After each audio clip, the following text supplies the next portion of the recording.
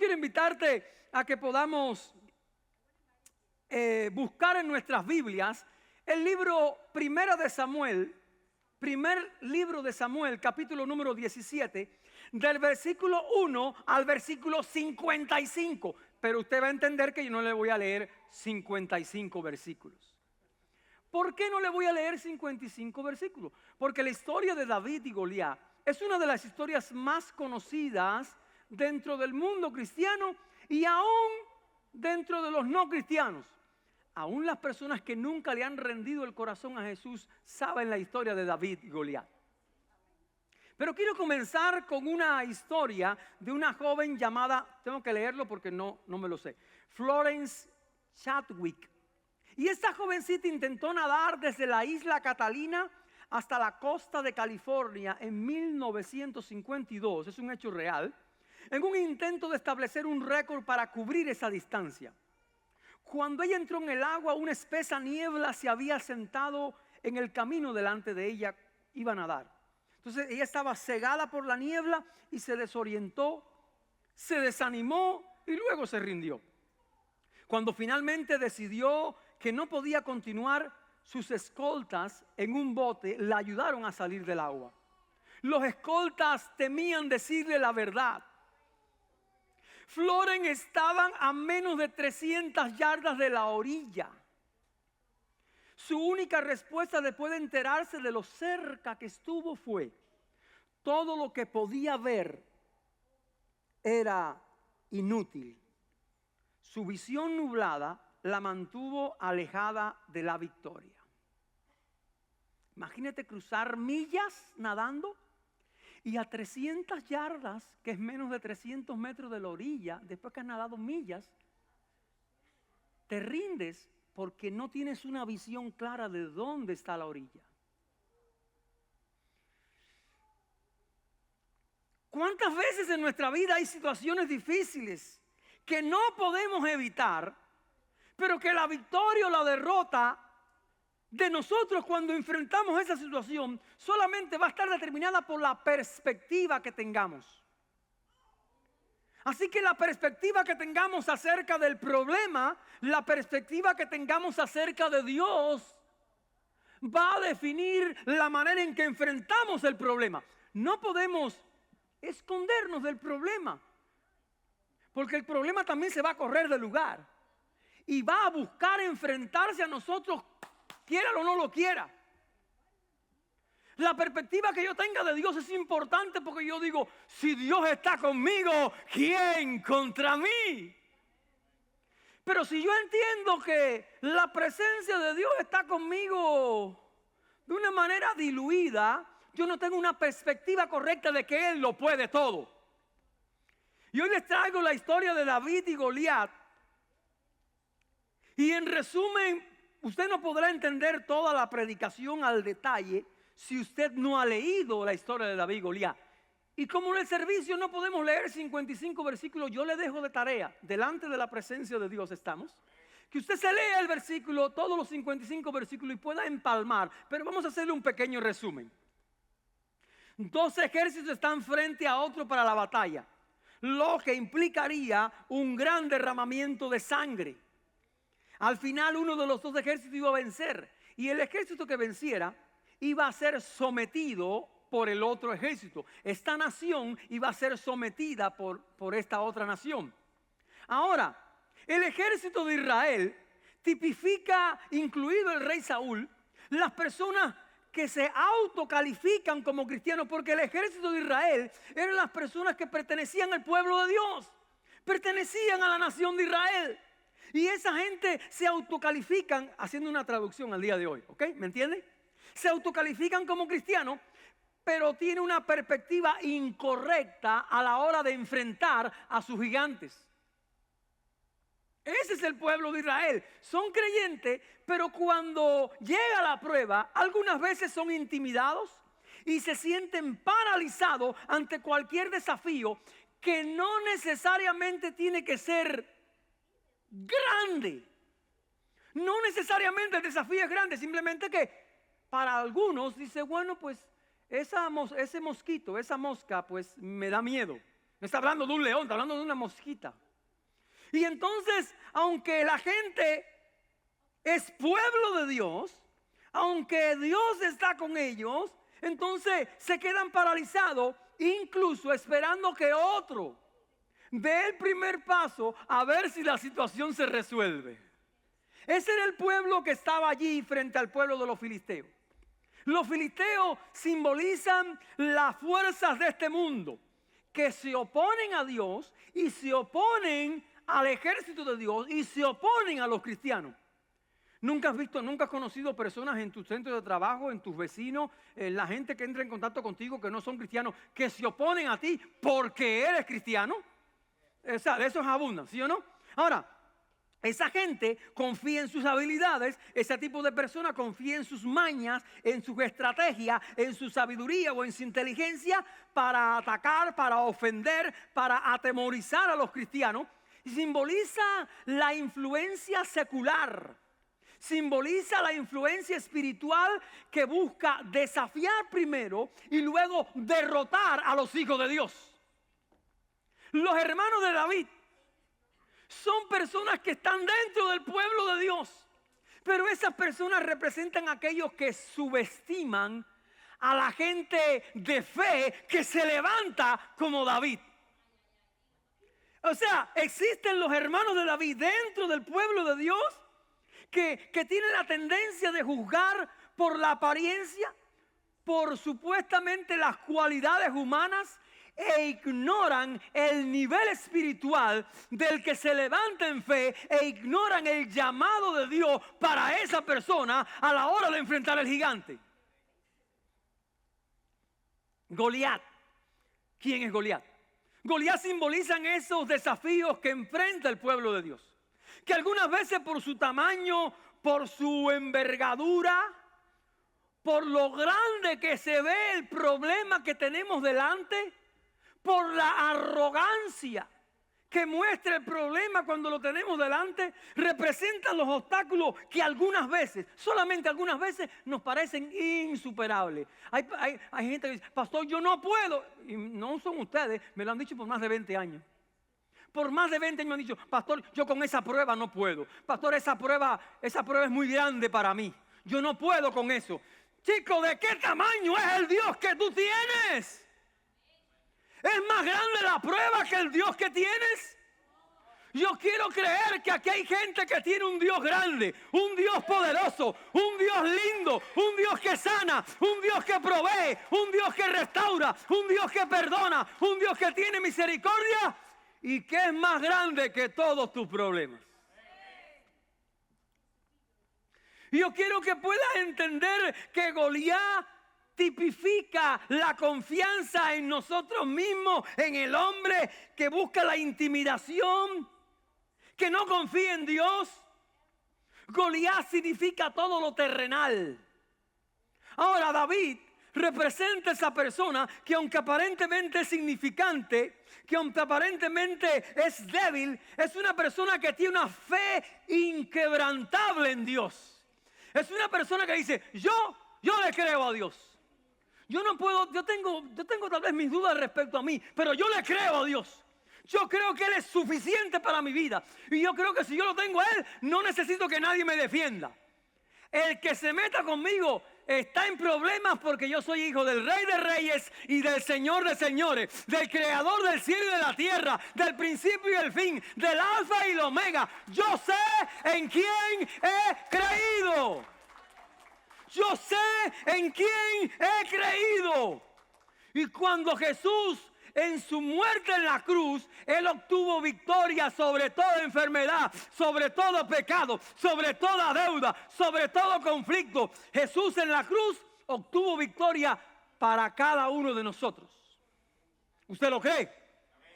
¿Usted lo cree? Ahora, el tamaño, la juventud de David simbolizan esa humildad, esa sencillez, pero simbolizan esa dependencia de Dios.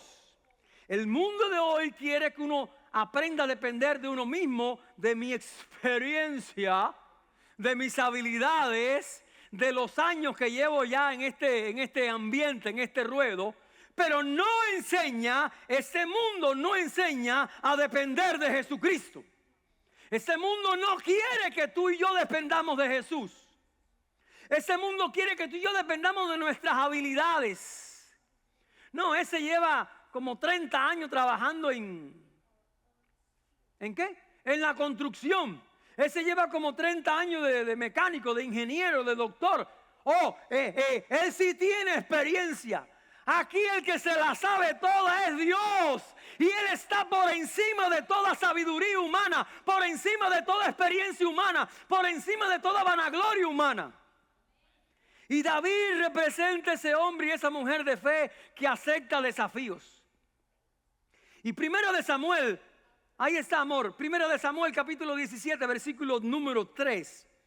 Nos da una idea del ambiente, de la escena, de esa imagen de la película. Dice, y los filisteos estaban sobre un monte a un lado, Israel estaba en el otro lado del monte, y había un valle en medio de ellos. Y los filisteos de momento no bajan, ellos no están bajando, ellos no van a venir. Y al principio los de Israel piensan, ya ganamos ya. Ya ganamos ya, los filisteos no vienen contra nosotros, los filisteos no están bajando al valle. Pero antes de que puedan celebrar, ellos empiezan a ver un espectáculo que nunca antes habían visto. De momento ven como un gran árbol, de momento ven como una montaña que empieza a descender, de momento ven algo imponente.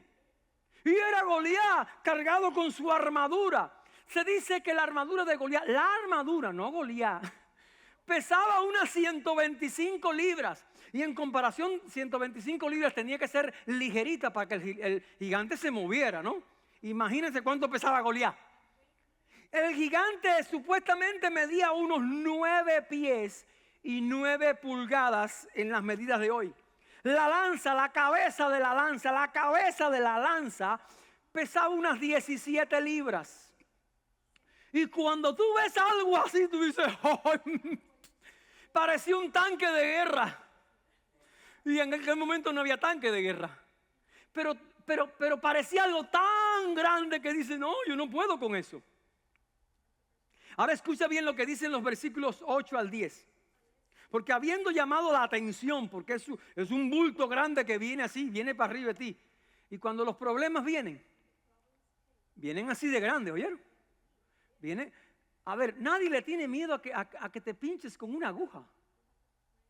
Pero cuando el problema viene grande, de manera tal que uno siente miedo, es como el Goliat de la historia. Y dice que habiendo ya llamado la atención del pueblo de Israel, viene acá y dice, ¿por qué sales y te alineas para la batalla? ¿No soy yo un filisteo y vosotros son los siervos de Saúl? Escoge pues un hombre y haz que descienda a mí. Si es capaz de luchar y matarme, palabras de Goliat, nos convertiremos en tus súbditos. Pero si yo lo venzo y lo mato, no es que lo hiero, lo mato, ustedes se convertirán en nuestros súbditos y nos servirán. Entonces el filisteo dice, hoy desafío a las filas de Israel, denme un hombre y peleemos el uno contra el otro. La tradición decía que cuando había 2 ejércitos y uno de los 2 ejércitos sacaba un representante y lanzaba el desafío, si el representante le ganaba al representante, pues se ahorraba tiempo y se ahorraba tal derramamiento de sangre. Pero solamente ocurría si había respuesta de parte del otro bando. Cuando se presenta el problema delante de nuestras vidas, y el problema es muy diferente para cada uno de nosotros, soltero, casado, viudo, niño, joven, así como yo, como quiera que sea, los problemas son diferentes, así que la manera de enfrentarlo también es diferente. Pero tenemos que aceptar o no el desafío de enfrentar a nuestro gigante personal. Y cuando Goliat está diciendo, yo soy el filisteo, en realidad en la traducción en el hebreo dice, soy el hombre más malo de todos los filisteos. Yo soy el más fuerte de todos los filisteos. Así que ven acá, que te voy a hacer puré de papa. Y así entran de desafiantes los problemas que enfrentamos tú y yo hoy, siglo XXI, viviendo en los Estados Unidos, llegando aquí como inmigrantes. Son problemas que nunca antes habíamos enfrentado y tenemos que darle la cara. Ahora, ¿qué harías tú cuando se te manifiesta el gigante? ¿Irías a luchar contra el gigante? O sea, tú eres casado o si es hombre, ¿no? Ok, tienes esposa, tienes hijos. ¿Te vas a lanzar así a quemarropa contra el gigante? Sería un suicidio. Tus hijos se quedarían sin papá. Tu esposa se quedaría sin esposo. Y así te empiezan a nacer, a surgir una cantidad de ideas preconcebidas, justificaciones para no enfrentar tu gigante. Tu problema financiero, tu problema en tu matrimonio, tu problema en la educación de los hijos, tu problema de fe, de constancia, de perseverancia en Dios. Ese problema, esa tentación que está ahí, metiendo el dedo en la llaga. Y no lleva unos días, no lleva unas semanas, no lleva años, lleva mucho tiempo. Y tu gigante sigue gritándote y desafiándote en tu propia cara. ¿Cómo vamos a reaccionar? Dice allí, el versículo número 11, dice, cuando Saúl y los israelitas oyeron las palabras de aquel filisteo, escucha bien, quedaron desconcertados y llenos, voy a leer la Biblia, y llenos de miedo. ¿Por qué la Biblia dice que Saúl estaba aterrorizado? Porque Saúl en ese momento se encontraba solo. Porque Saúl quería hacer las cosas a su manera. Y Dios le dijo, ¿quieres hacer las cosas a tu manera? Ok, hazlas a tu manera. Y dice la Biblia que como Saúl no contó con Dios y quiso hacer las cosas a su manera. ¿No te suena eso familiar?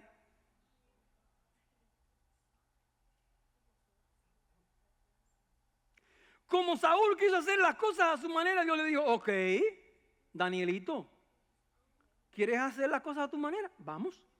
Pero dice la Biblia que cuando eso ocurrió, la presencia de Dios se alejó de Saúl. Y entonces Saúl no tiene cómo enfrentar al gigante porque ya Dios no está con él en este enfrentamiento. Ya Dios no está con él. Así que, no la alejes, hermano, es fácil, por favor. Se lo pinto con peras y manzanas. Cuando nosotros decidimos hacer las cosas por nuestros propios medios y no contar con Dios, inevitablemente dice, ok, hazlo, Danielito, hazlo. Y Él quita su presencia de nuestras vidas. Y las palabras de Goliat no hallaron respuesta. Cuando Goliat lanza el desafío, el pueblo de Israel se quedó. Pero eso fue el primer día. Entonces ellos regresaron atrás. Vamos a hacer planes, estrategias. Montaron aquí un terronito así de tierra. ¿verdad? Vamos a aquí, lo atacamos por acá. Y empezaron a hacer sus propias estrategias humanas. ¿No te suena familiar eso? Perdón. Lo dije, no se me fue, lo dije. Entonces empezamos nosotros, los Danielitos, empezamos a hacer nuestras estrategias humanas para enfrentar nuestros propios Goliat. Y Dios diciendo, por favor, me tienen a mí, basta ya de querer hacerse los vivos. En Cuba se dice hacerse el vivo, es hacerse el inteligente, hacerse el más sabio que nadie. Yo no sé cómo se dirá en otra cultura. ¿Cómo se dice en venezolano? ¿Hacerse el vivo? ¿Hacerse el listo? Entonces, el pueblo de Israel, en vez de contar con Dios, se hace el listo. No, porque yo sí sé.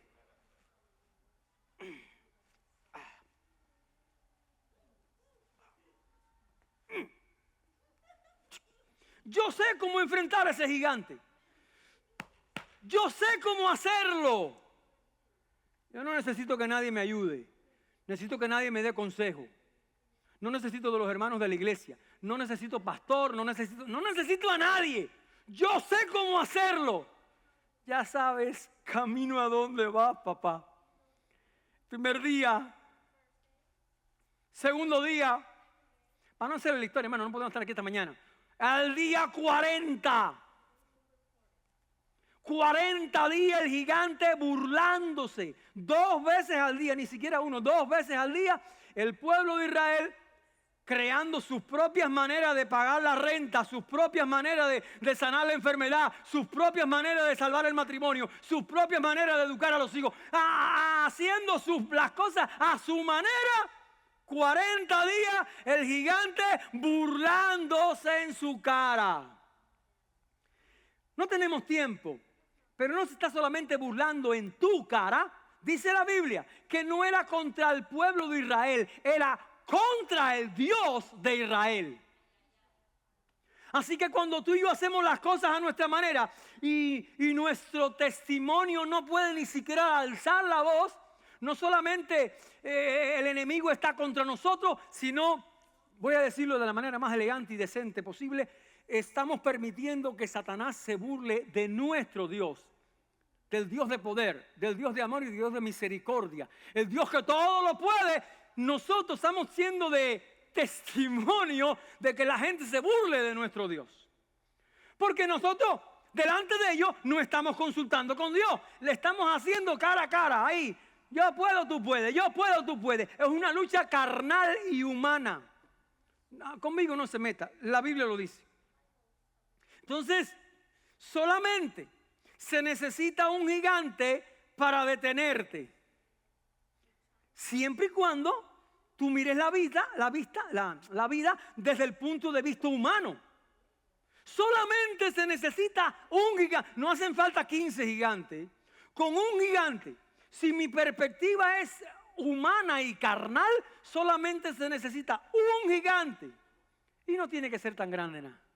Un gigante para detenernos o para provocarnos a querer hacer las cosas a nuestra manera. Pero de momento entra al día 40, entra David en la historia. Y David es el héroe de la historia, pero en el momento que le aparece, él no es el héroe. Él es el pastorcito de ovejas. Nosotros sabemos que es el héroe de la historia porque ya nosotros nos hemos leído la Biblia unas cuantas veces. ¿Cuántos se han leído la Biblia unas cuantas veces? Por favor, no levante la mano. Usted no se ha leído la Biblia unas cuantas veces.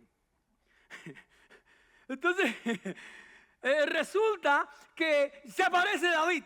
Y yo le voy a decir lo que está ocurriendo. David está cuidando ovejas. El papá de David, los otros hijos se le fueron a la batalla. El papá piensa que sus otros hijos se fueron a la batalla. Los que están acobardados allá.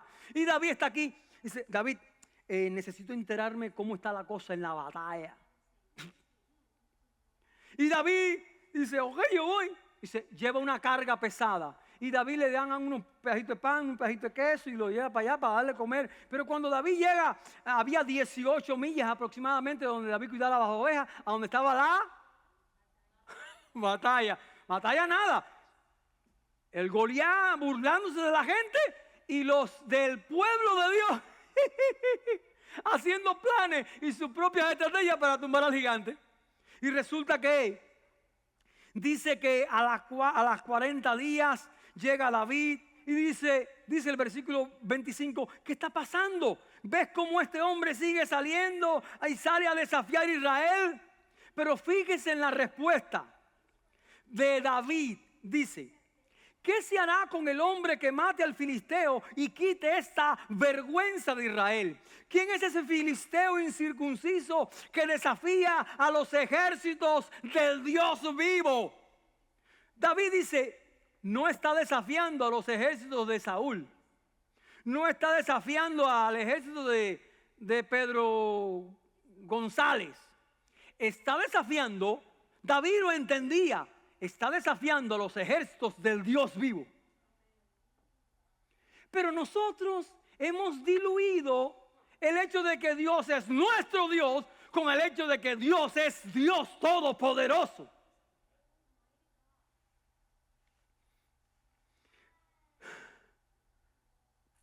David, ¿no ves al gigante? Dice David, sí, yo lo estoy viendo. Pero David ve otra cosa. David ve algo que nadie del ejército ha visto. David no solamente ve a Goliat desafiando al ejército de Israel. David ve a Goliat desafiando al Dios de Israel. Y eso le cambia la perspectiva y dice, cuidadito. Tal vez con nosotros te metes, pero no te metas con mi Dios. Porque yo no voy a permitir que el nombre de mi Dios sea manchado. Todo está desde el punto de vista, hermano, de la perspectiva. Si usted está aquí y usted tiene delante, creo que Robert, venga con un instante, por favor. Gracias, Robert. Si usted está aquí, párate de arriba para que se vea más gráfico. Shaquille O'Neal es un jugador retirado del baloncesto ¿no? Si usted tiene delante aquí de cerquita Shaquille O'Neal, el lente de tus ojos se llena de Shaquille O'Neal. Se llena porque tiene a Shaquille O'Neal tan cerca que desde la perspectiva dice, ese es Shaquille O'Neal. Mara, bájate. Pero si usted está en la Torre Chase, es el edificio más grande del downtown de Houston, y Shaquille O'Neal está allá abajo, entonces usted tiene que buscar a Shaquille O'Neal con unos anteojos. Gracias. Desde la perspectiva que tú mires a tu gigante, entonces va a depender la actitud que tú y yo vamos a tomar. Si el gigante te lo metes así por los ojos, dices, pero si tú dices, Dios está conmigo, entonces a tu gigante va a haber que buscarlo con lupa, va a haber que buscarlo con un anteojo, porque el gigante se va a ver así de chiquitico, porque tú dices, yo veo desde la perspectiva de Dios y Dios mira desde el cielo.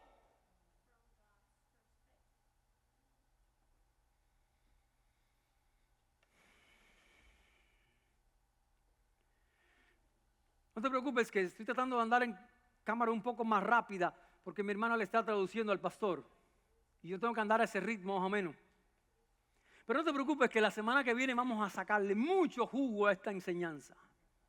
Mucho jugo.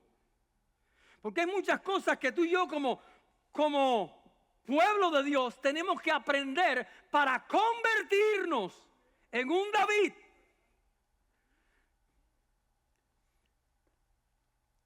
Pero antes de perseguir a Goliat, aparecen entonces los escépticos. Aparecen los escépticos. ¿Quiénes son los escépticos? Alguien que dice, el gigante es muy grande. ¿Sí o no? ¿Por qué? Porque el lente, la cercanía, la falta de perspectiva, dice el gigante es muy grande. Es muy grande. Entonces, dice Eliab, verso 28. Eliab, su hermano mayor, le oyó hablar de los hombres. Entonces Eliab se encendió en ira contra David y le preguntó, David, ¿para qué has descendido acá? ¿Con quién has dejado aquellas ovejas en el desierto? Le dice el hermano de David, yo conozco tu arrogancia y la malicia que hay en tu corazón. Has descendido acá para ver la batalla, como que es un chismoso, ¿ves? Pero ese hombre está mostrando que él tiene un problema. Él no puede soportar el hecho de que David pueda hacer algo que a él le faltan pantalones para hacerlo. Él tiene miedo, la evidencia de que David puede hacer algo que él no ha hecho. Y él empieza a querer desalentar a David. Y mire lo que dice acá el versículo número 33. Saúl dijo a David, porque a la larga se corre la bola que hay un niño que quiere ir a atacar, quiere salir a defender. Ok, un niño, y dice Saúl, mire lo que dice Saúl. Saúl dijo a David, tú no podrás ir contra este filisteo para luchar con él. ¿Cuántas veces tú te has querido levantar en fe para comprometerte con Dios, para hacer cosas lindas para Dios, para servirle a Dios, para honrar a Dios? ¿Cuántas veces? Y hay alguien de al lado tuyo, no aquel vecino mundano incircunciso, alguien de al lado dice, eso no se puede. Y te quiere desalentar. Y te quiere matar la fe. Y dice allí, Saúl dijo a David, tú no podrás ir contra ese filisteo para luchar con él, porque eres un muchacho. Y él es un hombre de guerra desde su juventud. Y David, que ora todos los días, que lee la palabra todos los días, que tiene una comunión con Dios, David tiene un registro, un archivo donde guarda en su memoria y no así empolvada todas las cosas lindas y grandes que Dios ha hecho por él. Y dice, fuera un león o un oso, tu siervo lo mataba. Este filisteo incircunciso será como uno de ellos, porque ha desafiado los escuadrones del Dios viviente. Y añadió David, el Señor, quien me ha librado de las garras del león y de las garras del oso, me librará de la mano de este filisteo.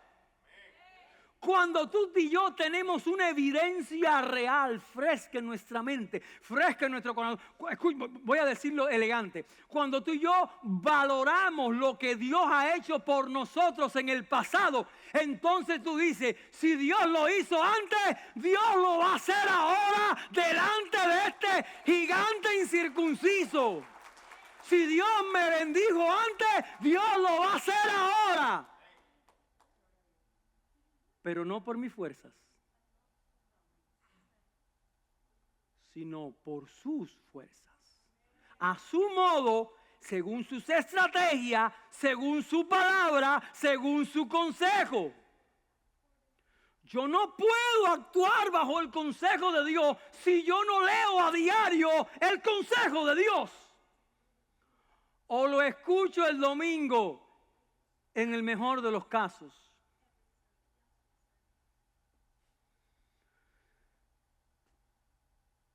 Cada gigante en tu camino, ese gigante es en el camino de Dios si tú le estás siendo fiel a Dios. Si tú estás en la voluntad de Dios, el gigante de tu camino se metió en el camino de Dios y Dios saldrá a defenderte. Pero solamente si yo estoy en la voluntad de Dios, Dios saldrá a defenderme. Si yo no estoy en la voluntad de Dios, yo puedo autodenominarme que soy parte del pueblo de Dios, pero Dios, como Saúl, dice, ¿tú quieres hacer la cosa a tu manera? Hazlo a tu manera. Entonces, uno no se extraña cuando Dios no me respalda a la manera que yo quiero, o Dios no me defiende a la manera que yo quiero, o Dios no me provee a la manera que yo quiero. Solamente hay una manera de comprobar que Dios está conmigo, si yo le estoy siendo fiel a Dios. ¿Cómo yo le soy fiel a Dios? Fácil, siendo obediente a su palabra, siendo obediente a lo que Él dice en su palabra, obedeciendo lo que Él dice en su palabra. Usted si quiere no venga a la iglesia el domingo, pero séale fiel a Dios en todo tiempo, en todo momento, en todas circunstancias y en todas las áreas de su vida. Dije en todas las áreas de su vida. ¿Dice amén? Ok. Vamos a ver. Hágase una pregunta usted mismo. Yo me la he hecho 1000 veces. ¿Cuál es el área de la vida cristiana? ¿Cuál es el área de la vida espiritual que está en la Biblia y que todavía se levanta como un gigante que se está burlando de ti por semanas, por meses y por años?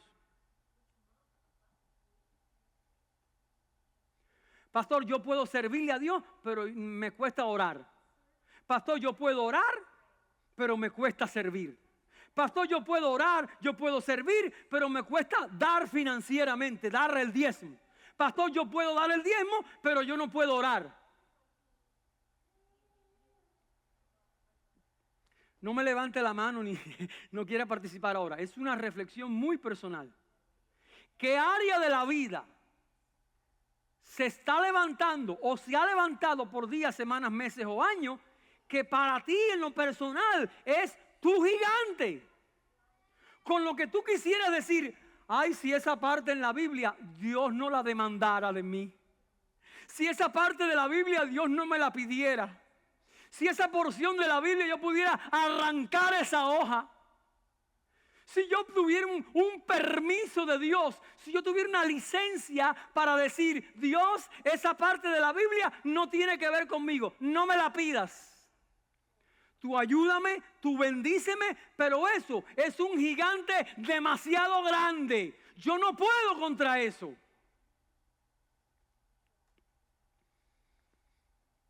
Ayúdame, Rafa. Yo quiero invitarte por un instante a que tú puedas cerrar tus ojos. Cierra tus ojos porque yo te quiero invitar a que tengas un tiempo muy personal con el Señor. Y Dios pondrá a tu mente ahora, Dios traerá en tu corazón, de manera muy personal. No te voy a pedir que levantes la mano ni que lo digas públicamente, de manera muy personal. ¿Cuál es ese gigante?